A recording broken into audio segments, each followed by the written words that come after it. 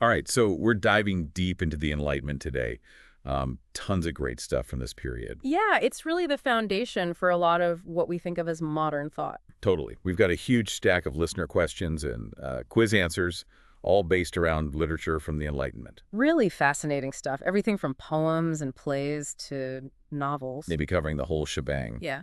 So let's jump right in. One of the listener quiz questions here mentions Alexander Pope's epistle to Dr. Arbuthnot. I know he was a big Oh, satirist. yeah, he was a master of it. And this epistle, phew, it's scathing. Really takes aim at the art world, huh? Oh, he goes after everyone. The incompetent patrons, those who just buy their way into the art world. Ah, right. The so-called artists with no real talent. Even the critics who are just as clueless. He basically just skewers the whole system, like the posers, the people who enable them, and the critics who are supposed to be the gatekeepers, but are just as lost. Exactly. And he does it all with such wit. I mean, the precision of his language. Yeah, I can imagine. One of my favorite lines from it is, damn with faint praise, assent with civil leer, and without sneering, teach the rest to sneer. Whoa, that's brutal. You can just hear the sarcasm dripping off the page. Right. It really captures that subtle way people use insults and backhanded compliments to tear others down.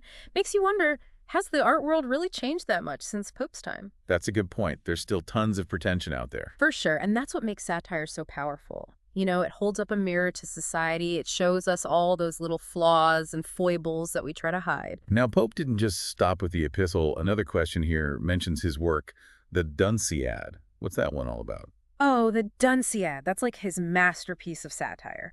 A huge takedown of dullness and bad taste in literature. He creates this whole mythology around it, with this goddess named, well, dullness. Uh-huh. Sounds pretty over the top. It is, but hilarious, and really brutal in its attacks on his literary rivals. So we've got satire aimed at the art world. But the Enlightenment wasn't all fancy poems and takedowns. What about works that focused more on documenting, everyday life back in the 18th century? Great question. And for that, we have to talk about Daniel Defoe's A Tour Through the Whole Island of Great Britain. I mean, it's not exactly a light read, Haha, no, I wouldn't think so. but it gives us incredible insight into what life was actually like back then. Right, it's basically this massive travelogue, isn't it? Defoe went all over Britain, writing down everything he saw. Yeah, the local customs, the different industries popping up, the state of the roads, even the cost of goods. Yeah. He was incredibly meticulous. Wow, and I bet he wasn't afraid to point out the bad stuff too, right? Oh, absolutely not. He documented poverty and social problems right alongside the economic progress and the new technology that was coming out. You really get a sense of just how complex British society was at the time. It's amazing that we have this firsthand account from someone who actually lived through it all. Right, it's like a time capsule. Yeah.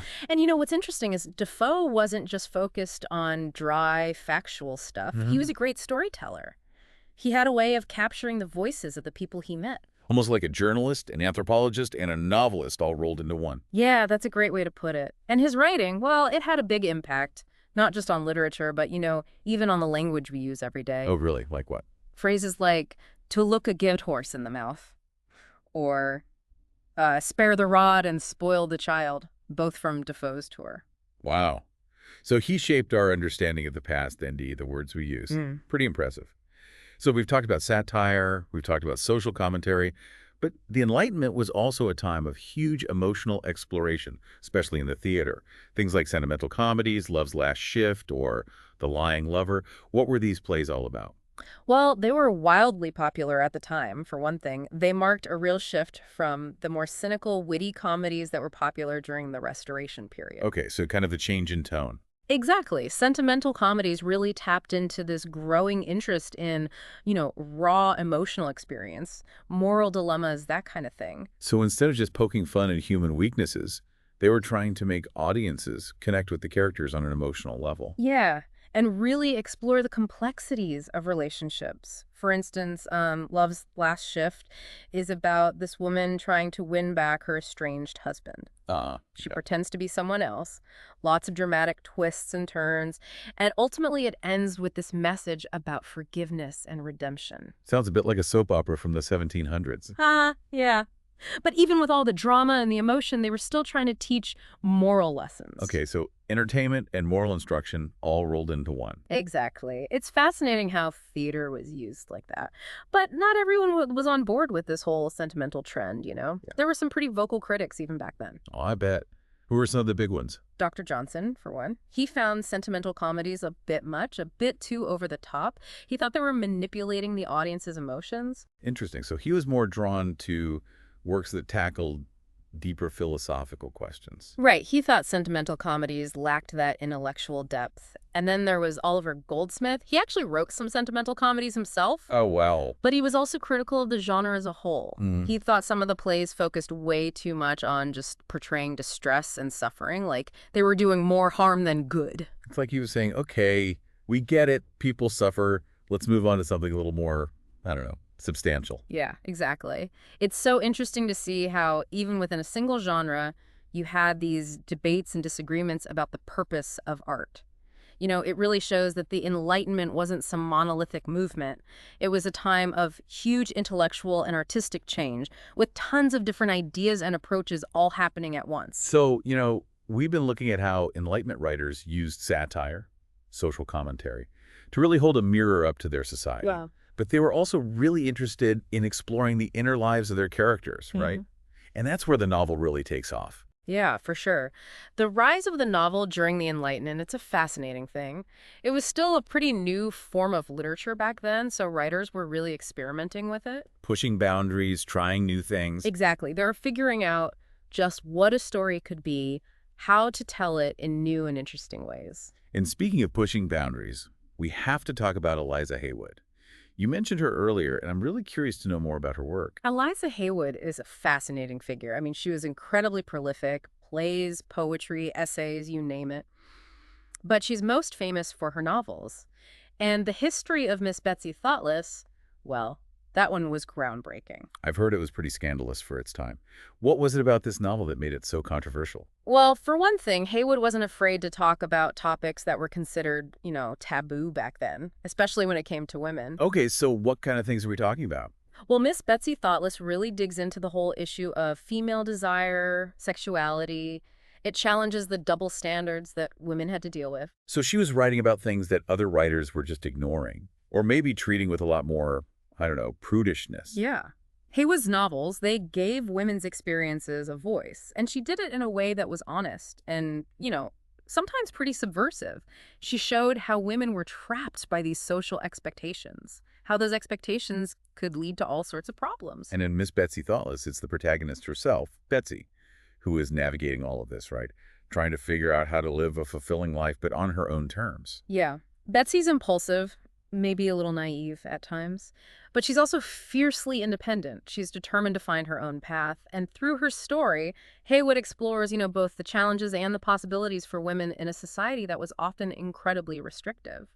It's interesting to see how she uses fiction to really grapple with these real-world issues. She's not just telling a story, she's making a statement. Right. It's social commentary, critique, all woven into this compelling narrative. And that's one of the things that makes the novel such a powerful form, It allows writers to create these whole worlds, fill them with complex characters, and explore all sorts of ideas and themes. In a way that is both engaging and thought-provoking. Now, Haywood wasn't the only one pushing the boundaries of the novel. We talked earlier about Henry Fielding and his Joseph Andrews. What made his work stand out? Well, Henry Fielding, he was a master satirist, just like Alexander Pope. But instead of poetry, he was using the novel as his weapon of choice. And Joseph Andrews is a perfect example. On the surface, it's a funny, kind of lighthearted adventure story. But under the surface, it's a sharp critique of hypocrisy, especially when it comes to social class. You mentioned before that Fielding called Joseph Andrews a comic epic poem in prose. Oh. I mean, what did he even mean by that? I think he was trying to elevate the novel to show that it could be just as grand and complex as poetry or drama. So he was saying, hey, novels can be serious literature too. Exactly, and Joseph Andrews proves that it's got it all. Adventure, romance, satire, social commentary, even some philosophy thrown in there. It's like a buffet for the mind, and all wrapped up in this witty, engaging package. It's a good reminder that literature can be fun and intellectually stimulating at the same time. Speaking of fun, I'm curious about the rise of the sentimental novel during this period. What was it about these novels that caught the attention of 18th century readers? Well, sentimental novels were all about appealing to the reader's emotions. They really emphasized feeling, sensibility, and moral virtue. So lots of drama, heartbreak, but ultimately, hope and redemption. Yeah, kind of like the soap operas of their day. Yeah. And they were hugely popular, especially with women readers. They offered an escape from the realities of everyday life, but they also gave readers a chance to explore moral dilemmas, think about their own values. It's like they were providing this emotional education. Right. And they reflected the changing times, too. The Enlightenment was a period of intellectual and emotional upheaval. Sentimental novels captured that perfectly. It was a way for writers to engage with some of the big questions of the day: love, morality, social justice. And do it in a way that felt both personal and really profound. Exactly. And even though they were dealing with these big themes, they were still page-turners. People wanted to know what happened to these characters, how they would overcome their challenges. And the way they were published, often serialized in magazines and newspapers, probably just added to that anticipation. Right, for sure. It was like the water cooler talk of the day. But, we can't talk about the novel without mentioning its darker side. The Enlightenment also saw the rise of Gothic literature. Oh, yeah, that's right. Yeah.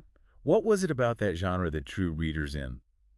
Well, I think it tapped into this fascination with the mysterious, the supernatural, even the macabre. It explored the darker parts of human nature, the anxieties of a world that was changing so rapidly. So almost like a counterpoint to all the emphasis on reason and progress. Yeah. Gothic novels often had these crumbling castles, shadowy figures, supernatural events, all this stuff that challenged the Enlightenment's faith in reason and order. Like they were saying, hey, there's more to life than just logic and reason. Right, and one of the early pioneers of this genre was Horace Walpole with his novel The Castle of Otranto. Ah, yes, The Castle of Otranto. What was it about that book that made it so important? Well, it's considered the first true Gothic novel. It basically set the stage for all the spooky stories that came after it. Haunted castles, family curses, mysterious deaths, a really creepy atmosphere. Sounds like the blueprint for every Gothic novel and horror movie ever made. Haha. Yeah, pretty much. And it's interesting to think about why this kind of story would appeal to people during the Enlightenment. On the surface, it seems to go against everything they stood for, but maybe it was a way for people to deal with the anxieties of their time. Like, yes, we believe in reason and progress, but we also know that there are things out there that we can't explain or control. Exactly. The Gothic novel gave people a way to explore those dark impulses, those fears of the unknown. It's a good reminder that human experience is never one-dimensional. Even in an era of reason and scientific advancement, there's still a part of us that's drawn to the mysteries, to the shadows. We've talked about how Enlightenment novels really went for it. They tackled satire, gender roles, even the darker sides of human nature. It makes you wonder, how did people back then react to these works? Were they seen as controversial?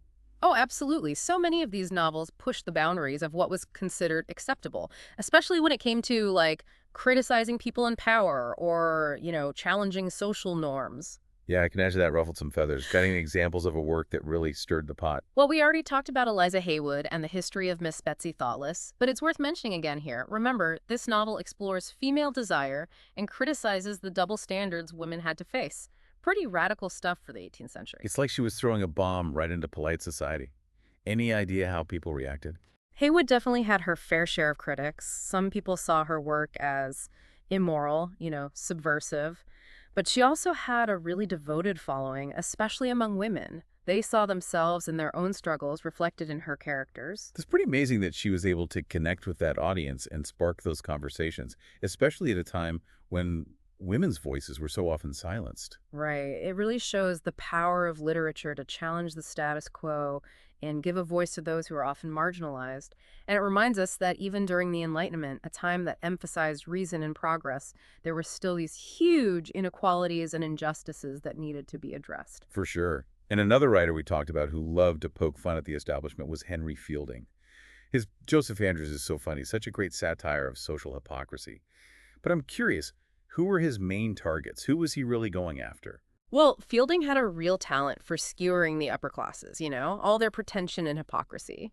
He makes fun of their obsession with status, how superficial they were, and their treatment of anyone they thought was beneath them, which was often really cruel. So, like the Jon Stewart of his time, using humor to expose the ridiculousness of the rich and powerful. Uh-huh. Yeah, that's a great comparison. And like any good satirist, Fielding doesn't just point fingers. He also offers this vision of a better society, one that's more just and equal. His heroes are usually ordinary people, people who are kind and compassionate and have common sense, things that were often missing in the so-called elite. Sounds like he was using laughter as a weapon to try and break down those social barriers, show how absurd they really were. And speaking of satire, we can't forget Jonathan Swift, Gulliver's Travels, one of the greatest satirical works of all time. What do you think makes it so timeless? Gulliver's Travels is just incredible. It's got this amazing imagination and such biting wit. On the one hand, it's a fantasy adventure full of crazy creatures and these bizarre places. But beneath the surface, it's a deep satire of human nature and all the stupid things we do as a society. Yeah, you mentioned before how Swift satirizes everything, from political corruption to religious hypocrisy to just like how petty people can be. No one was safe from his pen. Exactly. He went after everyone, and his targets are just as relevant today as they were back then. Think about how he mocks the way the Lilliputians play politics or the pointless academic debates of the Lilliputans. It's all still so familiar. It really makes you wonder what Swift would think of the world today. Social media, reality TV, I bet he'd have a field day. But all joking aside, Gulliver's Travels isn't just a cynical attack on humanity. There's a real sadness there, even some tenderness in the way Swift portrays his characters. You're right. Beneath all the satire, there's a real sense of humanism in his work. He's not just making fun of us. He's also kind of mourning our flaws, our capacity to destroy ourselves. And maybe by doing that, he's also trying to push us to be better, to aim for something higher than the pettiness and foolishness he writes about. It's a good reminder that satire, at its best, isn't just about tearing things down. It's also about holding up a mirror, challenging us to improve. Well, we've come to the end of our deep dive into Enlightenment literature, and I'm really struck by the sheer range of works we covered, from post-wit to the social critiques of Defoe and Haywood to the fantastical satire of Swift. These writers weren't just entertaining their readers, they were really wrestling with the big questions of their time, questions that we're still asking today. Totally. And what's so inspiring is that they did it with such intelligence, wit, and artistry. They used language to explore what it means to be human, to challenge the way things were, and to imagine new possibilities. And, their work still resonates with us centuries later. It shows us how powerful literature can be when it comes to understanding our world and ourselves. So if you're looking for a way to connect with history, engage with some truly brilliant minds, and maybe even see the world in a new light, I highly recommend checking out some literature from the Enlightenment. You might be surprised by what you find.